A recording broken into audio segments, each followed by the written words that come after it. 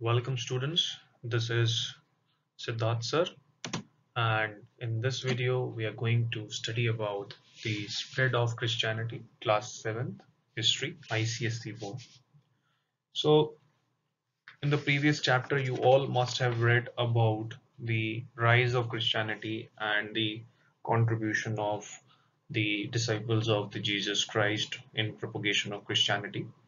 In this chapter, we are going to study more about Christianity and how it was spread. We all read that it was Constantine who began with the uh, propagation of Christianity by building of monasteries and churches and all. But due to the ups and downs in the Roman Empire, actually affected the spread of Christianity. So we'll talk about the decline of the ancient Roman Empire and so reasons for the decline of the ancient Roman Empire. Now, there are few reasons that actually led to the decline of the Roman Empire. Now, one was the institution of slavery. It was believed that the three-quarters of the kingdom was full of slaves. There were many wars, and in the wars, generally the war prisoners were treated as slaves. So there was slaves all over. So the development of the society was not good. And finally the subjects, because most of the subjects were slaves, they had no hopes of life and therefore no interest in the development and the preservation of the empire, means they were not at all concerned of the empire.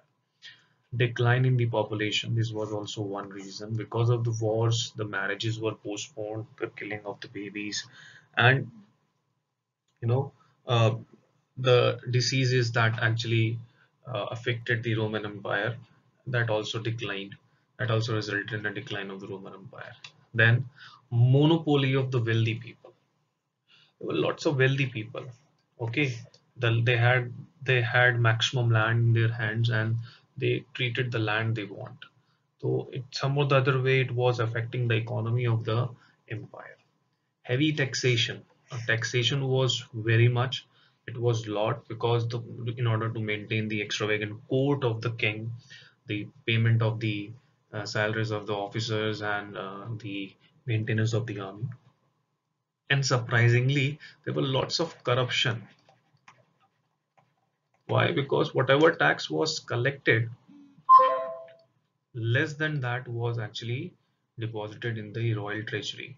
So finally, corruption also one reason that led to the decline of the Roman, because all these factors actually made the Roman Empire economically very weak. Rich and poor, they had lots of gap between them. Rich were extremely rich, living a luxurious lifestyle, and poor were extremely poor, who actually took no interest in the affairs of the state when the enemies were attacking. Means they were not joining the armies and all. So all this. Now talking about the army was not well disciplined. Absence of discipline and loyalty in the army. I should tell you that after Constantine, for around 140 years, there were 40 kings. Can you believe that? And these powerful army commanders used to put up a weak ruler on the throne and they used to do the things the way they want. So this was one reason the army had no loyalty and the discipline was also not there. And at last it was that the agriculture and the industrial production also declined. And the source of earning declines, that means the whole economy shatters. So finally it led to the decline of the Roman Empire, and finally it was divided into two parts. That we'll see in the next slide.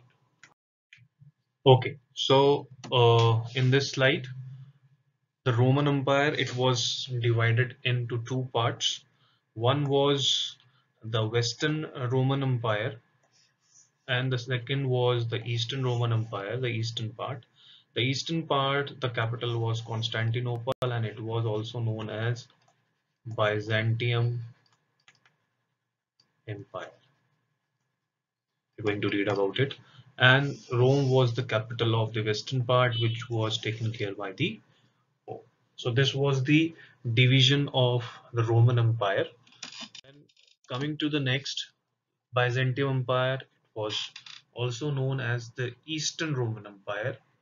Okay, and the capital was Constantinople, which is modern day Istanbul. Now, the Roman Empire was constantly attacked by the barbarians. Similarly, the same thing has to be faced by the Byzantine Empire also. But what made the empire powerful? It was powerful. Let's see the reasons.